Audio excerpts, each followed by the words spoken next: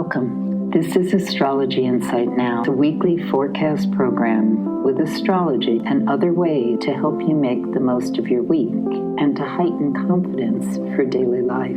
It's run by Pamela Cuccinell, that's me, the astrologer, and I invite you to find out more about my work at insightoasis.com. I look forward to your joining us every week.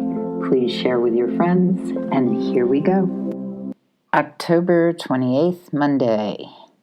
We are going to speak Eastern time, so you'll need to adjust depending on where you live. And we start out with the moon in the sign of Virgo.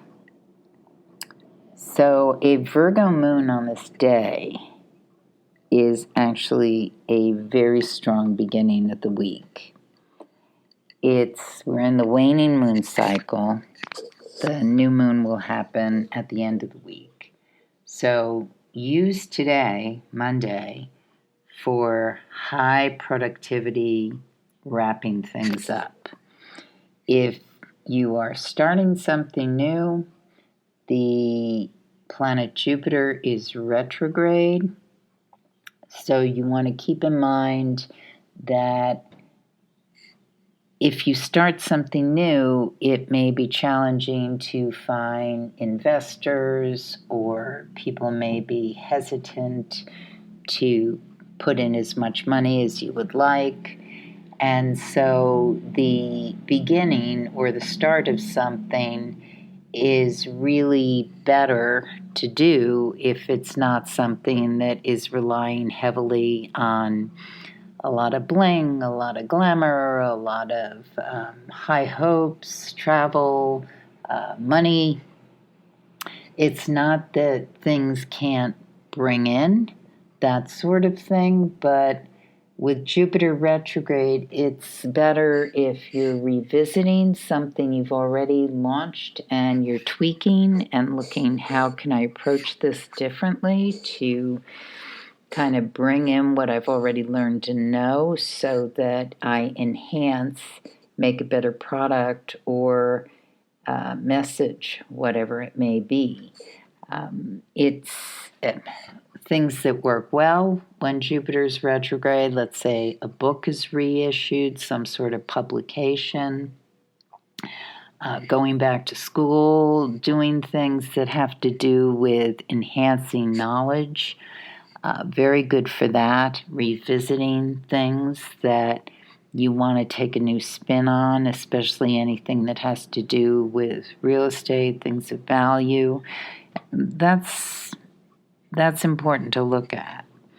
And overall, this day is really good for therapeutic work, any kind of healing work, things that have to do with transformation. So that can be psychological, emotional, spiritual, physical. Really strong day for this. There's a couple of things to note.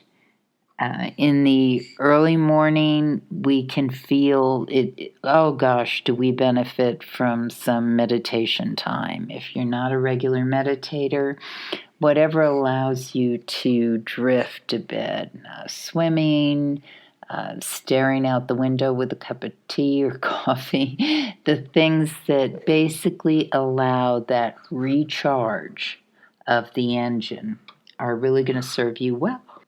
The other thing of note in this morning, especially for people who have a difficult aspect between Venus and Saturn in their horoscope, square, opposition, conjunction.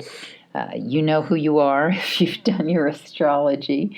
But basically, there's a mirror in the sky between Saturn and Venus. So some of us can feel a little short of money, short of time, short of love in the early morning hours. And just know it's a transit. We're getting a bit triggered, and adjust. Always, I consider Saturn a teacher. I know a lot of people consider it a bummer planet, and we don't call it Lord Karma for no reason.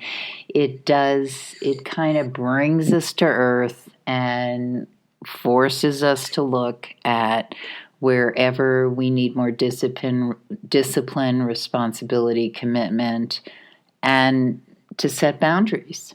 So if you're feeling a bit shortchanged on this early morning, look to see if you know where that's coming from. If it's just inside of you, then okay, it's time for you to work your abundance belief muscle a little more and switch that self-critical nature. If it's coming from outside of you, think, how do I set better boundaries? How do I have this not affect me in the way that is kind of a bummer? And so that's how Saturn is a teacher. When we have these certain transits, it basically is saying to us, how can you step up, look at the situation, and work to create something that is going to serve you better and make you better as a person who's responsible, committed, and disciplined. For some of us, these kind of words are just not what we want to hear. For other people, it's like, oh, that's my sweet spot. So wherever you're at, just know it's a transit. It passes. And once we're past that place, as I said, the Virgo moon really helps support productivity on this day.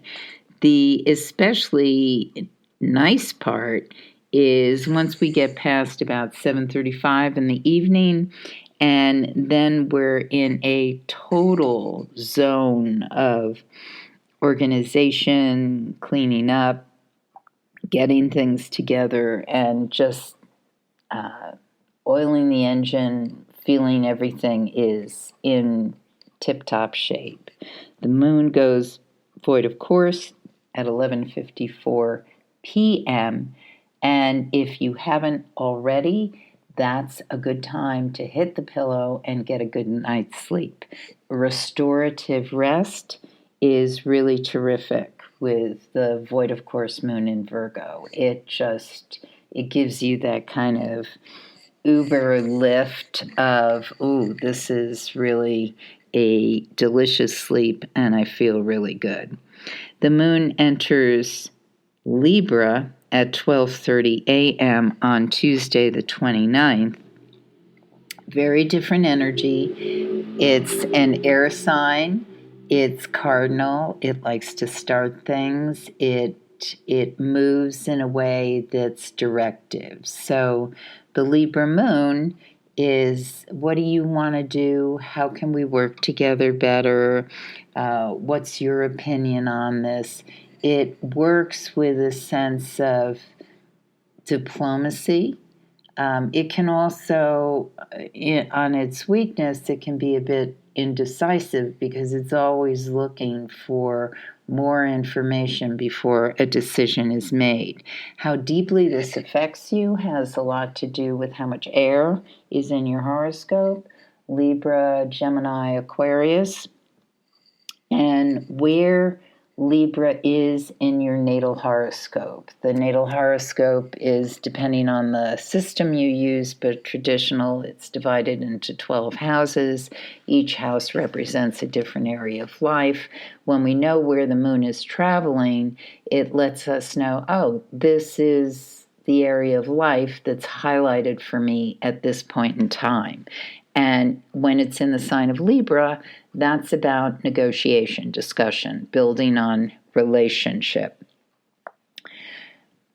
The other things that we like to do when the moon is in Libra is cultural activities, things that have to do with exchanging ideas.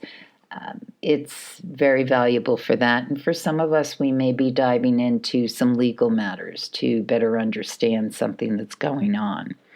Wednesday the 30th, moon also in the sign of Libra. Overall, this can feel like a pretty good day. The places I see wrinkles are in late afternoon, early evening. Some of us may feel a bit wounded. We can, memories or things can fly into our head from the past, or we can be reacting in ways that, where did that come from? Why is this hitting me so hard. Basically, what's happening again, it's not the same as when I talked about Monday. What's involved is Chiron. So that's about if there's a historic piece of you that feels in some way an allegiance with wounds or people who have been victimized, including yourself, certain situations can bring that up. And it's always, no matter how much work we've done, it can always be like a jolt when something occurs that brings us to that space. And it may or may not happen to you. You may be witnessing it with someone around you. Somebody may be hypersensitive at that point in time. Again, it's a transit, it's going to pass, and the best antidote for it with the moon in Libra is to talk about it and have someone listen. If no one's listening and it's you, talk in the mirror. Write it out. Take a walk and have a conversation. I mean, nowadays people walk around the city all the time having conversations. They could be talking to themselves, but we assume they're talking on the phone. So it's like however you need to work that out and kind of get it out of your psyche so that you get more objectivity from it. That's a really valuable thing to do. When the moon is in an air sign, we can gain more perspective.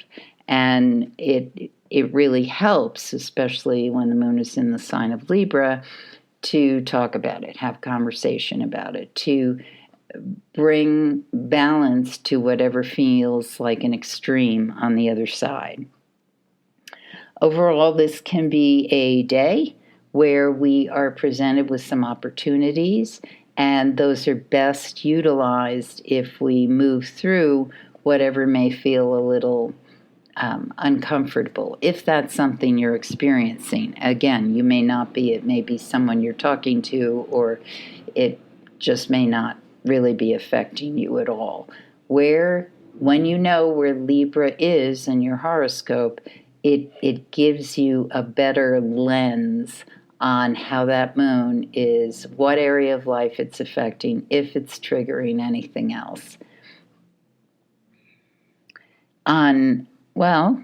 Thursday the 31st, that's Halloween sewing. Okay, this day is when, if we started anything, began a conversation, revisited something over the past couple of days, this morning is when, if there's some sort of problem with it or some discomfort, this is when it reveals itself. I'll just give an example, which may or may not be pertinent. Let's say you or your kid was figuring out a Halloween costume Tuesday, Wednesday, and Thursday morning you find out someone else has the same costume who's going to the party, or for some reason there's going to be a difficulty with the costume that you decided to do. There's friction the morning of the 31st. And what happens, because the friction it chafes. It's the moon in square to Mars, mid-morning, and then early afternoon to Pluto. So this kind of landmine activity can show some headbutting or power struggles. And when I see this kind of thing, and I often talk about that when I'm doing these recordings, is sometimes the biggest power struggles happen within us. So it can feel like somebody is arguing with me or setting something up that I'm not happy about, telling me, oh, you can't be a fairy princess. My kid's a fairy princess.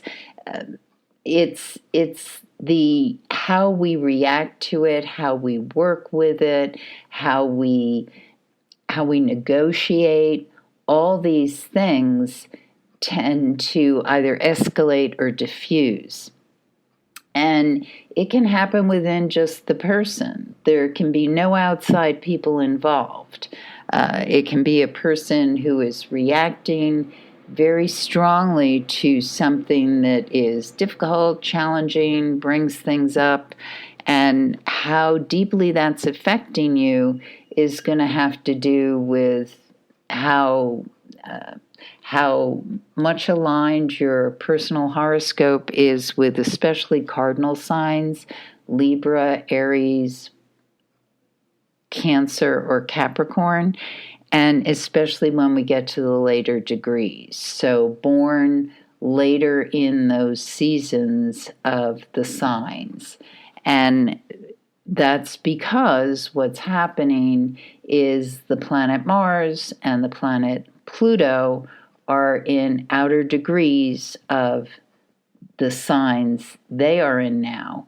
And as the moon is moving, it is setting off that energetic charge as it connects, because where the moon travels shows us what the emotional weather is like. So if the moon sign, the emotional weather, is at odds with Mars, what somebody desires, how they assert themselves, if there's anger manifesting, or Pluto, which is perhaps ramped up anger or power struggles or a demand for recognition, these things can feel very personal to us. It can be something you're just watching, or it can be something you just hear about in the news or something.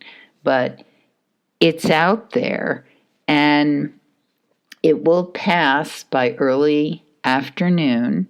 So once we get into when the moon enters Scorpio at 1:29 p.m. Eastern Time, interestingly, we're in a much more integrated understanding of whatever it was that was coming up. Scorpio is not a stranger to deep emotions. And so when the moon is in that sign and it's moving towards the new moon, which will happen on Friday, it basically is saying, let's go with it. Let's explore it deeply. And there's a picture in the sky in the evening between Mercury and Neptune, which suggests there can be a lot of harmonic conversation when we bring in a more loving spiritual understanding of whatever may have felt very hot or conflicted earlier in the day. And so the way to work with anything that feels very loaded is to enter into the space of conversation with it. It's incredibly scary for some people to broach certain truths about themselves, questions they have in a relationship, confrontations, declaring how they feel about something. And sometimes a person will avoid going there just to hold the status quo, or actually the illusion of everything's fine. But what happens when we're engaged more in a deeper way of conversation is we go to those places that can feel scary. We invite in basically things that can feel a little confrontational, but that's because it's important to break through the wall of what divides us as humans. If we want to really connect deeply with the other, it's important to push through the fear of vulnerability and to reveal who we are, what our fears are, what it is we want to connect and declare. And I'm not saying that needs to be done on Halloween evening. Some people may be saying, "Oh my God, Pam, that's scarier than watching a frightening movie trying to get through those layers of conversation." But it can be a time when we just feel the layers starting to shed. This is in many cultures a very sacred time. The veils lift. There's a sense that we can really connect to people who are no longer here in physical form and get messages from the ancestors. So it's something to allow, especially if you're wanting to push through a what seems to be a blockade or a disconnect in a relationship that's valuable to you. And always my reminder here is the most important relationship you have is with yourself. And if we're not being truthful to ourselves, it's impossible to have that deep connection with another person. This time of dark of moon before the new moon is always a very special time. We are on the gates of walking through a new birth, a new dawn. That's what the new moon gives us every 28 days. It's here we are again. We can reinvent, start something new, open up to a sense of wondrous expectation when the new moon comes in.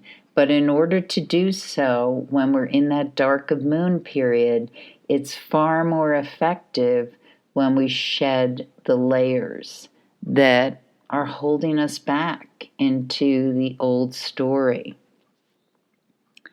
So the new moon is exact at 8:47 a.m. on Friday the 1st.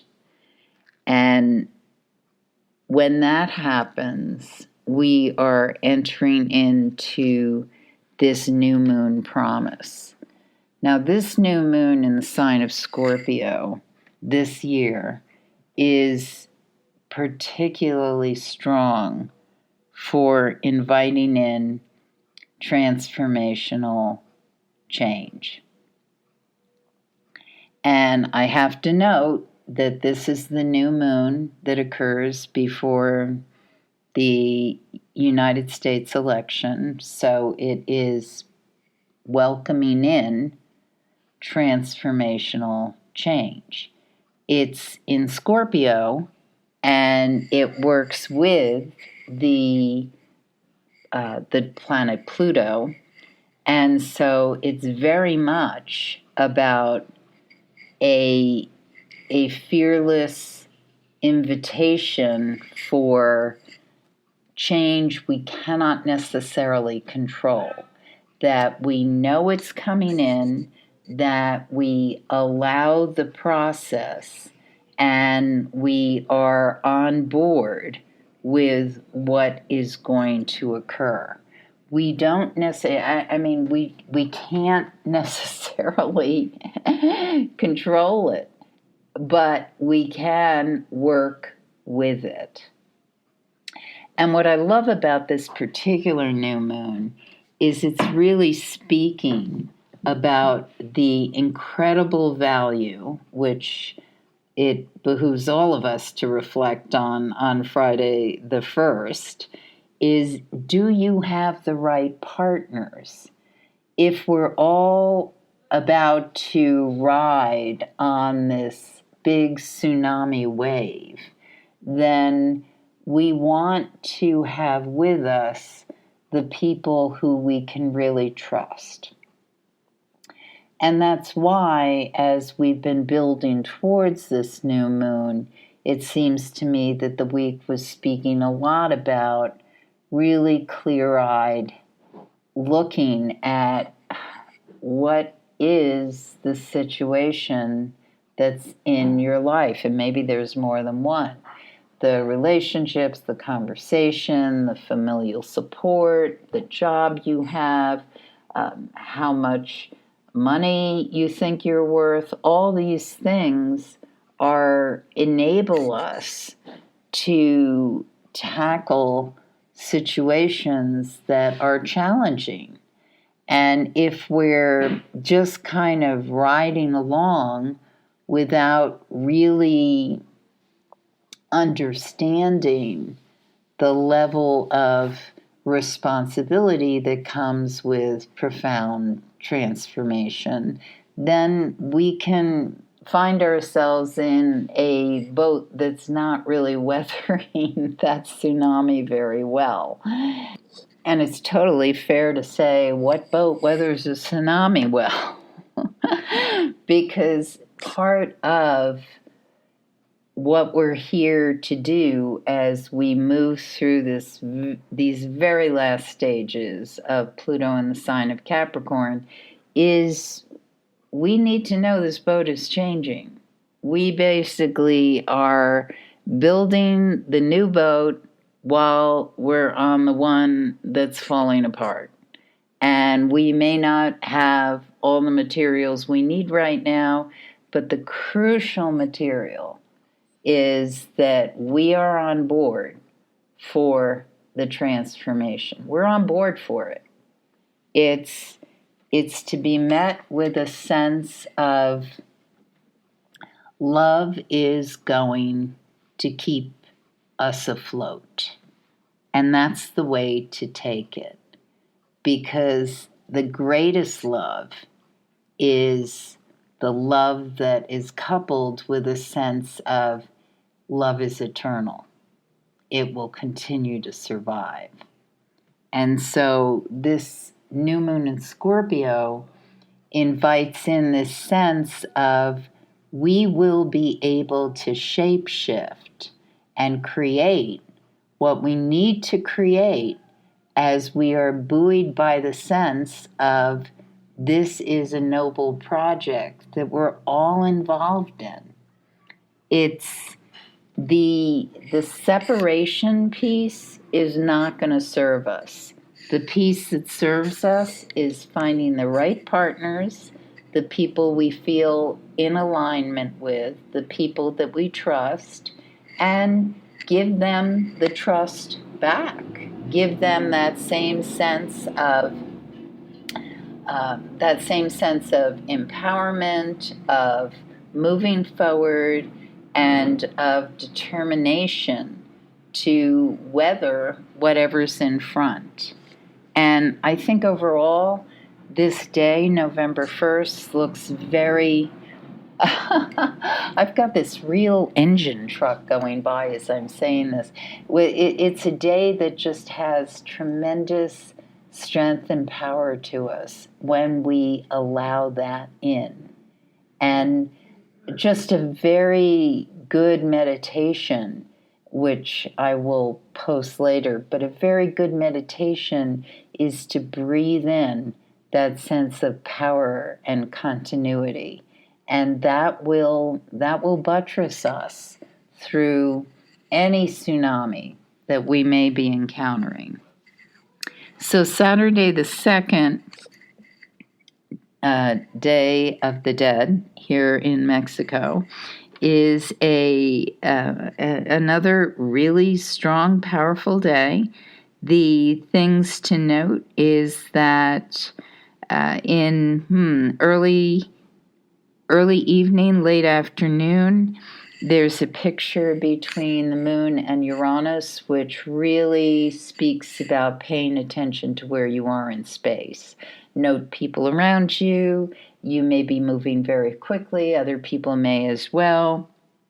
And we just want to be alert to what's going on around us. The moon enters the sign of Sagittarius at 1:19 a.m. on Sunday the 3rd. This day also has a picture in the sky between Mars and Pluto. This is very dynamic energy, and it can indicate some real head-butting argument. The thing that I think is really important to pay attention to, if you find yourself in the middle of that, or you're feeling a really strong desire to kind of push without paying attention to the outcome, is to pay attention to the outcome. It is beneficial to soften the impact. We can be feeling like, I've just got to push this thing in or drive this baby home. And if we're pushing too hard, we can shatter the whole construction. So you want to have some softening energy in there. It's really very valuable. I see it's daylight saving time ends for some countries and places in the world, so notice that. And overall, this day, as I said, it's going to have a lot of spontaneous energy, very unlike the Friday and Saturday. We are moving with that new moon energy, but you want to move in a way where you do look at what the outcome is of whatever you're pushing out there. It gets far more effective launching, beginning new things once we get into early next week, and I will talk to you about that next time. Have a good week. You have been listening to Astrology Insight Now. Please share with your friends, and if you'd like to make a donation, you can do so at astrologyinsightnow.com. Have a stellar week, and we hope to see you next time.